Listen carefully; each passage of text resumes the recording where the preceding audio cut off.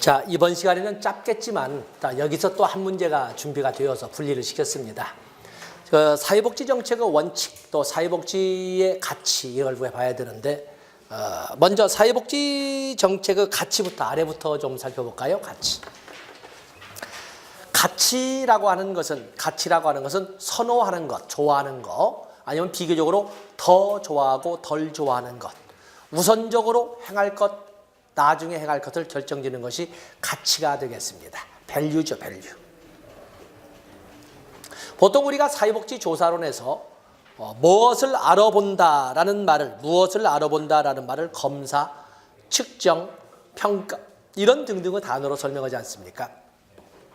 측정과 평가의 가장 큰 구별 기준은 어디에 있을까? 측정이라고 하는 것은 알아보고자 하는 것을 수치화하는 것을 측정이라고 합니다. 알아보고자 하는 것을 수치화하는 것. 우리는 주민등록번호 뒷자리에서 1, 2, 3, 4를 쓰면서 그냥 숫자 올 때 1, 2, 3, 1, 2, 4 뭐 이런 식으로 해서 숫자를 볼 때는 알아보고자 하는 남성, 여성 또 20세기, 21세기 출생자를 이렇게 수치로, 그래서 알아보고자 하는 것을 수치로 하는 것을 측정이라고, 그로 인해서 나타난 수치를 측정치라고 하는 겁니다. 측정치. 그리고 측정을 통해서 나온 수치에 대해서 가치 판단을 하는 것을 평가라고 합니다. 그래서 측정은 평가의 수단이며 측정과 평가의 가장 큰 구별 기준은 가치 판단에 있습니다. 만약에 선생님들에게 내가 모의고사를 한번 봐가지고 거기서 똑같이 70점이 나왔다. 70점이라고 하는 것은 측정을 통해서 나오는 아무런 의미가 없는 원점수, 측정치일 뿐이에요. 한 분 한 분에게 그 70점이 어떤 의미를 갖는지, 찍었는데 70점 나온 사람도 있고 몇 년간 공부했는데 70점이 나온 사람도 있는 것이고, 다 그래서 개별적으로 각자에게 70점은 어떤 의미를 갖는지를 가치 판단하면 평가라고 하는 것입니다. 어쨌든 가치라고는 다양한 표현이 되는데, 보통 사회복지 정책의 가치에는 평등도 있고 자유도 있고 정의도 있고 효율도 있고 뭐 등등등 많은 것 등이 존재하지만, 우리가 시험 범위에 출제되는 것은 보통 자유와 평등과 효율이 출제가 됩니다. 물론 우리는 사회복지니까 평등에 우선순위를 두고 접근할 수가 있습니다.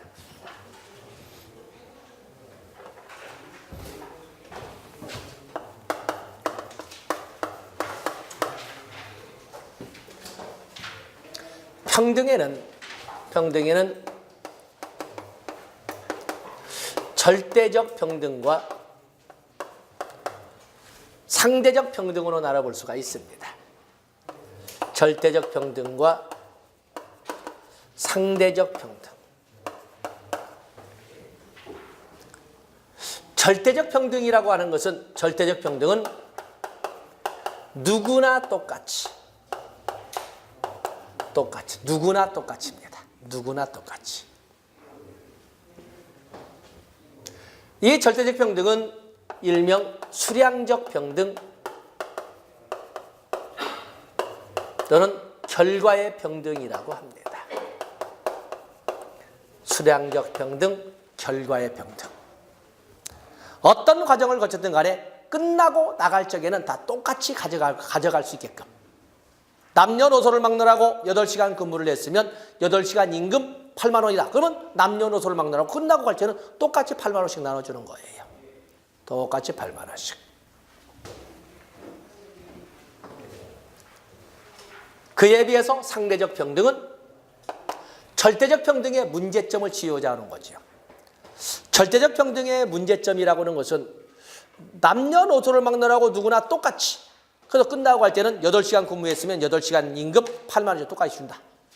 그런데 문제가 뭐냐면, 그 8시간 동안에 누구는 100개를 만들었고 누구는 200개를 만들었는데도 불구하고 차이 없이 8만 원씩만 주면, 개인의 발전이나 사회에 대한 기여도가 훨씬 더 클 수 있는 200개를 만드는 사람도 내가 미쳤냐?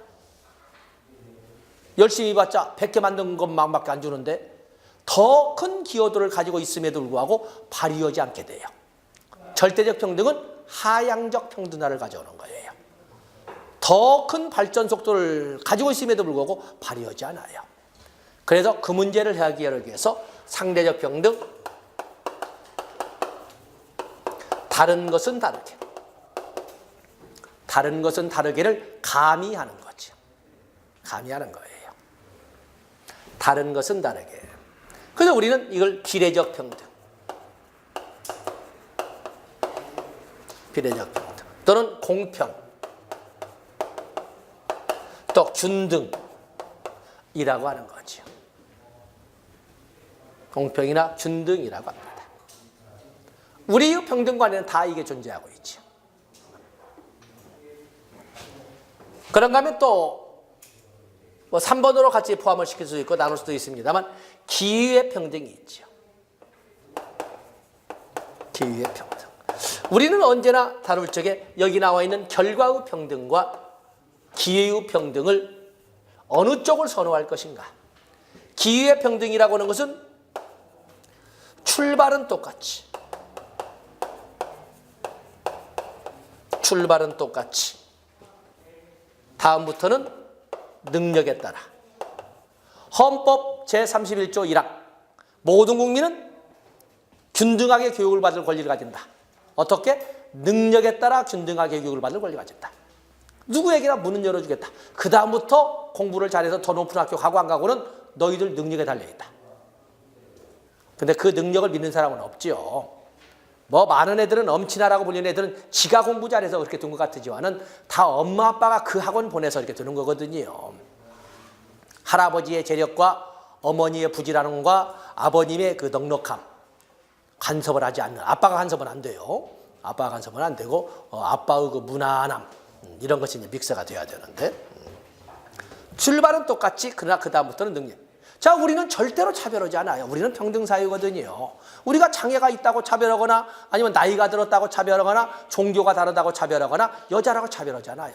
다 똑같이 줄 서세요. 자, 줄 맞추시고, 자, 금 그은 대로 발 주시고, 자, 목표 저기 있죠? 출발하세요. 먼저 가시는 사람이 가져가시면 돼요. 우리는 절대 차별하지 않아요. 말이 그럴싸한데 남녀노소, 장애, 비장애를 구별하고 우리는 차별하지 않는다. 어디서 차별하지 않는다? 출발선에서는 차별하지 않는다는 거예요. 출발해서는. 그러니까 위로 가면 갈수록 위아래 그거 아시죠? 위로 가면 갈수록 이건 좌파적이죠. 마르크스주의가 아니겠습니까? 마르크스.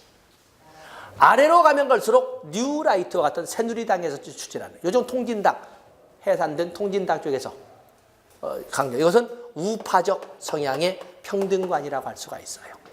어느 것이 옳다 그러다 설명은 않겠지만 선생님들은 각자의 가치관은 다릅니다. 자, 우리가 간단히 말해서 자유와 평등의 양대 가치 중에 어느 쪽을 더 좋아하세요? 그렇다면 어느 쪽에 자유라고 하는 것은 가진 자의 특권이라고 그랬죠. 갖지 못한 자는 자유롭지 못해요. 자유로울 수가 없는 거죠. 갖지 못한 자는. 평등이라고 하는 것은 갖지 못한 자의 하소연이라고 하는 거예요. 자기가 아무리 평등을 나에게도 평등이 안 되니까 평등하게 해주세요 라고 악을 써서 그걸 적극적이라고 우리가 편을 들어서 적극적 권리를 행사한다고 하지만 사실은 국가 공권력에 대해서 나 좀 평등하게 살게 해주세요 라고 악을 써가지고 조금씩 채워준 결과를 평등화된다고 표현하는 거예요. 선생님들은 내 맘대로 시 공간을 좀 이렇게 조절할 수 있습니까? 자본주의 경제에서는 자본을 보유하고 있어야 되고 법치주의 국가에서는 법을 내 범위 내에서 내 맘대로 조정할 수 있어야 되는데 그럴 수 있느냐? 자, 이런 거지. 또 좋습니다. 자유보다는 평등을 선호하지만 평등 중에서 절대적 평등을 좋아하십니까? 이쪽을 좋아하십니까? 위로 올라가면 올라갈수록 마르크스주의고 여기는 가진 자야. 아, 열심히 돌아온 사람 더 많이 가져야지. 뭐 이렇게 해서 그냥 가진 자들이 하는 것이고. 또 결과의 평등과 기후 평등을 비교할 적에도 가진 자냐 아니냐 어느 쪽을 선호하시느냐 이건 다 다른 겁니다. 단순히 평등을 자유보다 좋아한다는 것이 아니라 평등을 한다면 평등 중에서 어떤 평등을 좋아하세요? 이렇게 물어볼 수 있는 겁니다. 다음에 자유. 자유 간단하게 적었으면 자유.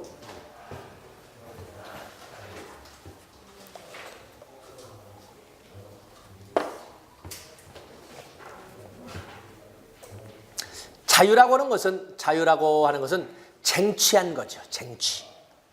18세기 후반 시민혁명을 통해서 쟁취한 겁니다. 자유는 주어지는 것이 아니에요. 쟁취한. 그렇기 때문에 가진 자들은 그 쟁취한 것을 결코 놓으려고 하지 않아요. 자유에는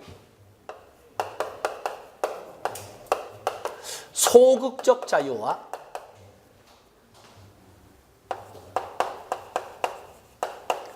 능동적 자유와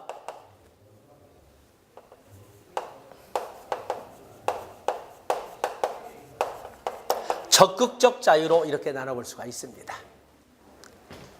소극적 자유는 국가 권력으로부터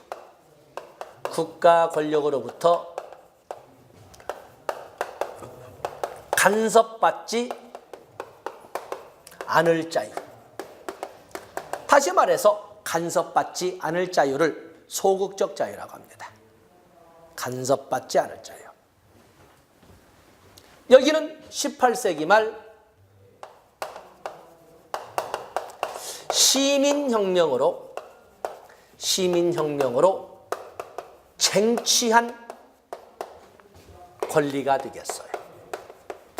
쟁취한 권리. 사실은 천부인권으로 한 사람 한 사람에게 하늘로부터 부여된 권리임에도 불구하고 절대 왕권이라고 하는 국가 공권력에 말하자면 몰수되어 있던 권리거든요. 그것을 다시 되찾아준 거다. 시민혁명을 통해서. 이렇게 합니다. 소극적 자유. 이 소극적 자유를 쟁취했더니 국가는 압박할 권리가 없으니까 어떤 국가라고 바뀐 거야? 자유에 대해서 나몰라라는 자유방임주의 국가가 이루어지는 거죠. 자유방임주의, 소극국가, 작은 정부론이란 단어가 바로 여기에서 나오는 거예요.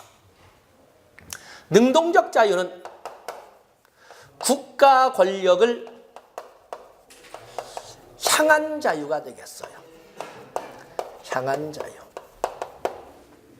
19세기 1830년대 차티스트 운동을 계기로 쟁취한 권리를 우리는 능동적 자유라고 합니다. 1832년 차티스트 운동을 계기로 약 100여 년간 쟁취를 해서 뺏은 자유가 권리가 능동적 자유예요. 다음에 적극적 자유라고 하는 것은 국가 권력에 대한 또는 국가 권력에 대해서 당당히 요구할 수 있는 자유. 그래서 국가 권력에 대한 자유라고 할 때는 적극적 자유라고 합니다. 20세기 1929년 세계 대공황 이후 역시 쟁취한 자유가 되겠어요. 바로 이런 자유의 개념을 이 두 가지를 싸잡아서 그냥 적극적 자유라고 일반적으로 이렇게 불려쓰기도 합니다. 제가 굳이 이렇게 쓴 이유는 이렇게 자유의 유형을 시민권의 개념으로 바꿔 쓰기도 합니다. 18세기 시민혁명을 통해서 쟁취한 이 소극적 자유를 우리는 자유권, 마샬은 이것을 공민권이라고 그랬어요. 공민권. 19세기 차티스트 운동 100여 년간의 투쟁을 통해서 쟁취한 능동적 자유. 왜 너희들만 정보 접근권을 가지고 있냐? 왜 너희들만 국가 정책 결정에 대한 접근권을 가지고 먼저 어디 땅값 오르는지를 알고 먼저 돈을 버냐? 우리에게도 정보, 국가 정책 결정 과정에 참여하게 함으로써 우리도 정보에 대한 접근권을 줘라. 그래서 노동자 계급들도 정부 정책 결정 과정에 찬반표를 떨칠 수 있게 된 거죠. 말하자면 정부 정책의 흐름을 미리 알게 된 거죠. 바로 이것을 우리는 정치권, 참정권이라고 하는 거죠. 그리고 20세기 세계대공황을 계기로 해서 쟁취한 것은 이것을 우리가 사회권, 복지권이라고 합니다. 뒤에도 나오겠지만 마샬은 마샬은 사회정책이나 사회복지정책이란 시민권의 발달 과정을 통해서 만들어진 것이다. 시민권. 자, 사회복지정책은 여기서 만들어지는 거죠. 그렇게 해서 시민권의 발달 과정을 통해서 사회정책은 만들어져 간다라고 했던 것이 마샬의 시민권 이론이 되는 거거든요. 그래서 이 자유, 요즘은 이제 능동적 자유와 적극 자유를 싸잡아서 이렇게 표현하지만 이렇게 분리를 해봤, 시민권과 연결시켜봤습니다.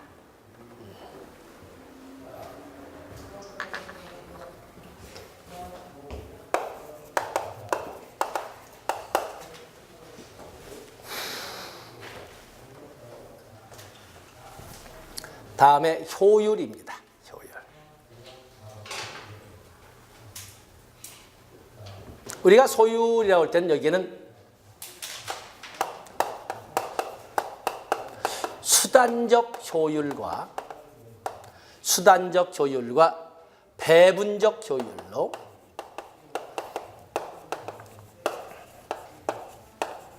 이렇게 나눠볼 수가 있습니다. 수단적 효율과 배분적 효율로. 수단적 효율에는 목표 효율성과 운영 효율성으로 이렇게 나눠볼 수가 있는데, 목표 효율성은 대상에 대한 집중도죠. 대상에 대한 집중도. 운영 효율성은 투자 또는 투입된 비용 대비 산출로, 비용 편익 분석과 같이 투자 비용 대비 산출로 알아보는 양적 개념을 이렇게 말을 합니다.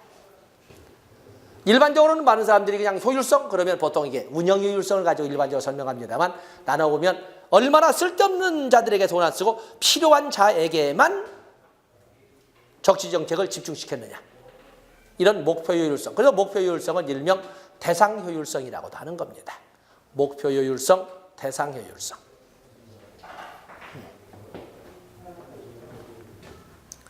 이 수단적 효율을 높이기 위한 것은 뭐니 해도 당연히 선별주의로 운영하면 되지 않겠습니까? 선별주의로. 만약에 급여의 종류로 온다면 현금급여보다는 현물급여에서는 이런 운영효율성이나 목표효율성, 대상효율성 높지 않겠습니까? 왜냐하면 현물급여라고 하는 것은 그냥 현금급여는 무조건 퍼주는 것이 아니라 무엇이 필요한지를 조사해서 필요한 것을 갖다 줄 때 현물급여거든요. 한겨울에 춥다고 그러는데 가서 생수 가지고 간다든지 매를 버는 그런 것은 나올 수 있어요. 현물급여는 조사를 해서 필요한 사람에게 필요한 것을 갖다 주는 것도 현물급여라고 하는 거거든요. 그렇기 때문에 목표효율성, 대상효율성, 또 필요 없는 사람에게 뭐 입을 가져다 주고 그러진 않아요. 이런 것이 높다고 볼 수가 있습니다. 그에 비해서 배분적 효율이라고 하는 것은, 배분적 효율은 파레토 효율이라고 합니다. 파레토 효율. 파레토 효율. 타인의 권익을 침해함이 없이도 보유 자산을 얼마나 고르게 배분할 수 있는가를 따지는 것은 배분적 효율, 파레토 효율이라고 합니다. 물론 이런 파레토 효율이 이루어지기 위해서는 당연히 구성원들은 다 착하다, 성선설적 인간관을 기본 전제로 하고, 그리고 인간의 욕망을 모두 두루두루 챙길 수 있는 자원이 보유되어 있다, 이렇게 볼 적에는 가능하지만 현실적으로는 어렵지 않습니다. 우리가 사회복지의 대상이라고 할 적에 언제나 외적 자원의 지원이 있지 않고서는 복지 실현은 어렵거든요. 더욱이나 인간들의 희소성 법칙을 내세울 수밖에 없는 인간의 무한한 욕망과 한정은커녕 부족할 수밖에 없는 재원을 가지고 대비할 적에 이것은 꿈꾸는 효율이라고 하는 거죠. 꿈꾸는 효율. 그래서 이러한 파레토 최대한 우리는 어떻습니까? 국가가 고르게 나눠주는 것 같지만은 그냥 고르게 나눠줍니까?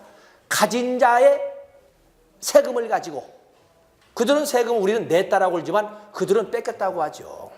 열심히 일했는데 뺏기기만 하면 누가 미쳤다고 이것도 이러겠어. 회사 국적 옮겨버리지. 그래서 이런 그 효율이 있다. 우리가 1960년대에 왔던 참 지지리도 가난했던 감히 복지란 말을 쓸 수도 없어서 소위 박정희 정권이 권력의 정당성을 미화시키기 위해서 무더기 입법은 했으나 실현 여부는 확인할 길도 없는 그런 시대에는 복지할 수 있었겠습니까? 차원이 있어야 복지를 하지. 그러니까 쥐꼬리만큼도 안 되는 걸 가지고 누구 코에다가 뭘 바르냐 이걸 가지고 고민. 그 당시에는 뭐 자유, 평등 웃기는 소리죠. 그렇기 때문에 박정희가 통일이고 지랄이고 간에 먼저 먹고 살 것부터 해결해. 선건설 후 통일을 내세우는 거죠. 그리고 복지의 가치는 효율이었을 거예요. 효율. 그 외에도 뭐 정의도 있고 정의. 정의는 보통 정의라고 하는 것은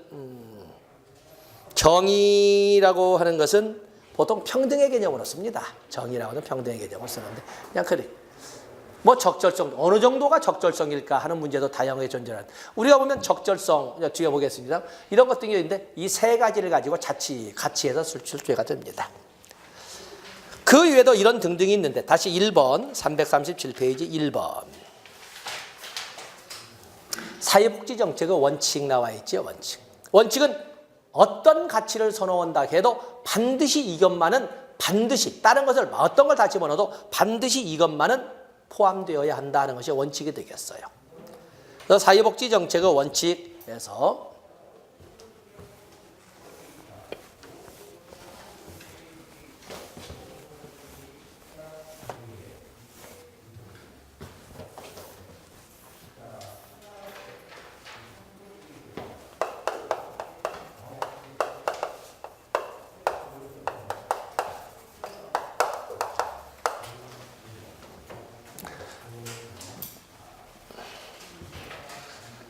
어떠한 사회복지 정책에도 이 세 가지는 반영되어야 한다.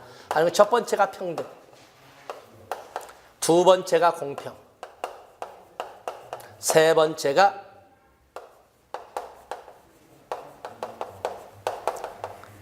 적절성이 되겠어요. 세 번째가 적절성.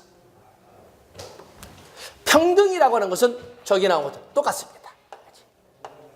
같은 평등이라고도 평등할 때 절대적 평등, 누구나 똑같이. 누구나 똑같이. 이 평등, 누구나 똑같이 적용되는 사회보장제도로서는 사회수당을 들어볼 수가 있죠. 사회수당. 일정 조건 구비자라면 누구에게나 똑같이 혜택을 줘. 우리는 물론 우리나라에는 양육수당 하나밖에 없습니다만 5세 이하의 자녀를 가진 가정에 대해서는 소득에 관계없이 법으로 정해진 일정 금액을 똑같이 지급하는 거죠. 어린이집 보내거나 유치원을 보내면은 그에 대한 보내지 않고 자기가 키운다면 그에 대해서 이렇게 똑같은 금액을 주는 것은 바로 평등이에요. 누구나 똑같이. 우리가 보면은 이재용의 아들이 거기 사립중학교, 국제중학교를 갔다고 해서 난리를 쳤지요. 국제중학교를 가는데 기본 조건은 한부모 가족 혜택 되거든요. 물론 한부모 가족이 모여 있을 적이라면 그 중에 또 여러 가지 기준을 따져서 하나하나 제거를 하겠지만 분명히 이재용은 미혼 가족과 헤어졌기 때문에 한부모 가족이에요. 한부모 가족이기 때문에 충분히 자격이 드는 거거든요. 그런데 이제 언론의 문제라든지 그쪽에다 대항을 안 하니까 그래 됐지. 사실은 조건은 충분히 됩니다. 언론에서는 그 사람 말고도 한부모 가족으로 다른 사람이 몇 가족이 있었는데 이렇게 나오진 않거든요. 한부모 가족과 다른 애들과의 성적을 비교하거나 그러진 않으니까. 그래서 이제 있었는데 어쨌든 누구나 똑같이. 그에 비해서 공평은 여기 나온 것처럼 역시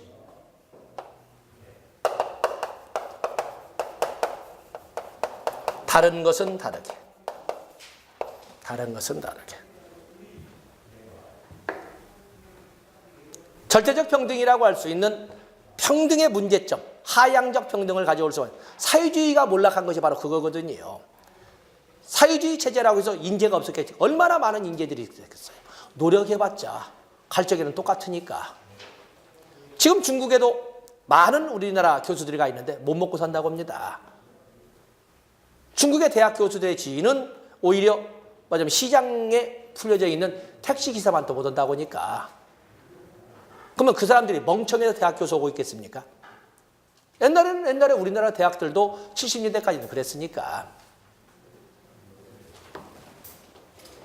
다른 것은 다르게. 이제 거기는 이제 소프트웨어의 중요성이 강조되긴지가 지위가 역전은 되겠습니다만은 역전. 다른 것은 다르게.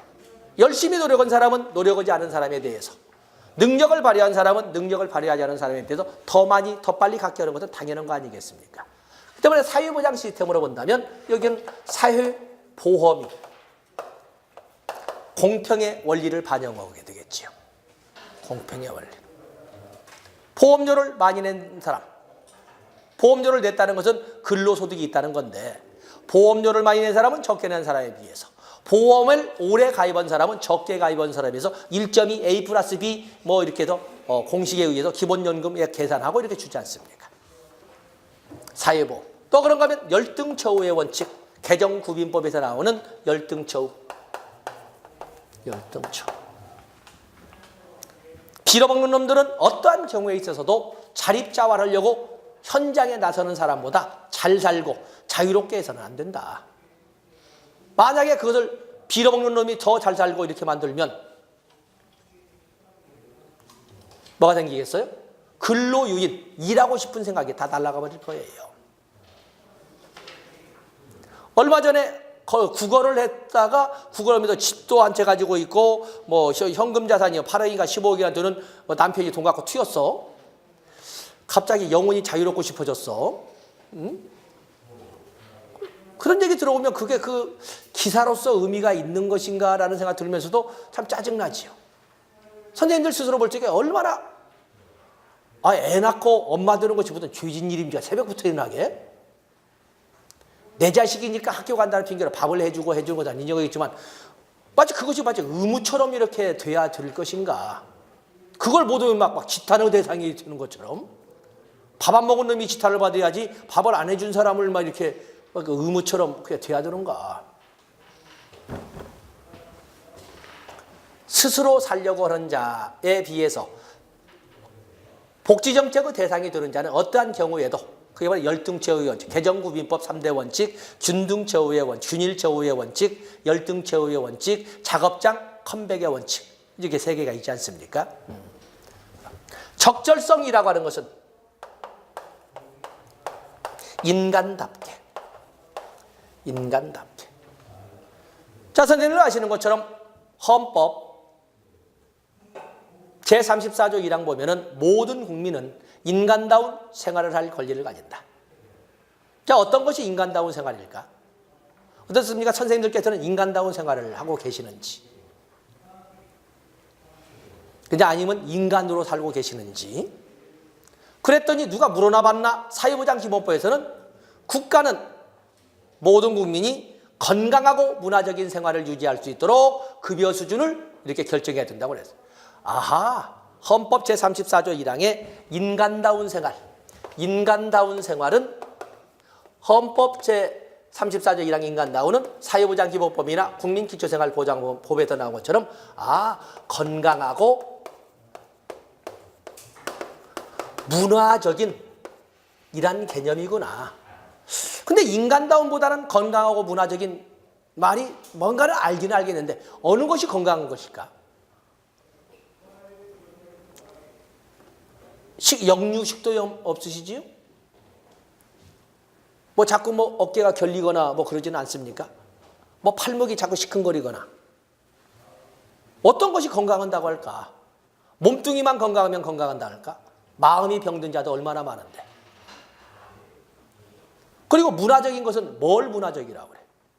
극장은 언제 갔다 오셨나요? 극장은 안 가도 영화는 맨날 봐요 해가면서 뭐 꼭 콘서트를 가고 극장을 다녀야만이 문화적인 것인가? 이것도 참 이것보다는 그럴싸한데 이것도 애매하잖아요. 그랬더니 이것을 뭐라고 표현해서 건강하고 문화적인 옛날 법에는 최저생계비 이거 보면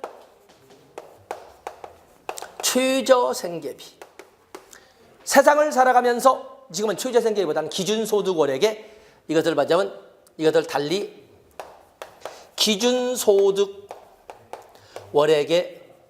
그냥 본래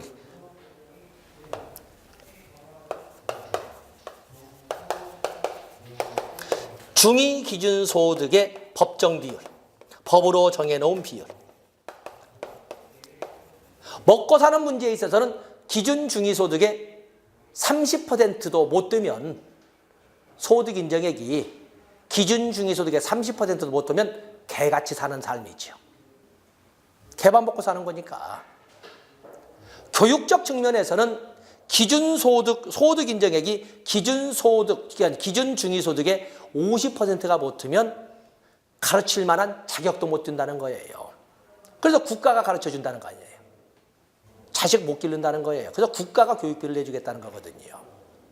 자, 이런. 그런가 하면 회사에서는 최저임금. 회사에서 열심히 회사를 다니는데 받는 돈이 최저임금도 못 받으면 개 취급받는 거죠. 자, 이런 것처럼 아주 애매하고 추상적인 뭔가 질적 개념을 점차 얻으니 현금, 구체적이고 명료한 양적 개념으로 바꿨거든요. 바로 이런 것처럼 애매하고 추상적인 질적 개념을 구체적이고 명료한 양적 개념으로 전환시키는 과정을 전에 한번 설명했죠. 조작화라고 그랬고, 인간다운 생활은 개념적 정의. 최저생계 맞으면 기준 중위소득의 몇 % 이상의 삶 이렇게 표현하는 것은 조작적 정의라고 한다고 그랬어요. 그래서 추상의 개념을 구체적 개념으로, 애매한 개념을 명료한 개념으로, 양적 개념을 질적 개념으로 전환시켜서 보여주는 과정은 명료화, 그렇게 바뀐 것을 조작적 정의. 그 전에 이 개념은 개념적 정의 이렇게 표현한다고 그랬습니다. 조사 방법론에서 본 겁니다. 자, 인간답게는 어느 정도가 인간답게요?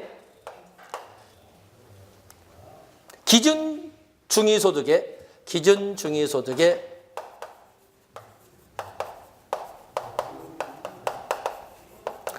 법정 비율, 어떤 소득 이상액이 법정 비율 이상인 정도. 이상인 정도. 너는 최저임금 이상의 정도.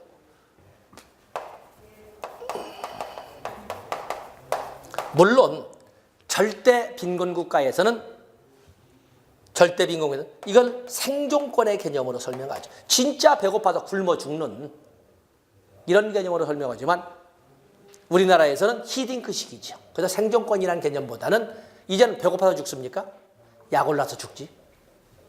현금 자산과 10억대 아파트를 가지고도 가족 다 죽이고 지가 무슨 계백이라고. 집단에는 지 자존심 살렸다고 그러지만은 결국에 처자식 다 죽인 거예요. 부부간에 나란히 했으니까 그렇다고 치고 어린애들은 무슨 죄가 있겠어요. 자기만 길러야 진짜 아빠 엄마처럼 기르고 다른 사람이 기르면 제대로 못 키우고 프랑스 문화부 장관도 있잖아요. 입양분에도 장관도 되고 오는 판국에. 그렇지 않습니까? 자, 어쨌든 적절성이란 인간답. 이 세 가지만은 다른 원칙을 다 반영해도 이 세 가지만은 반드시 사회복지정책에 포함되어야 한다.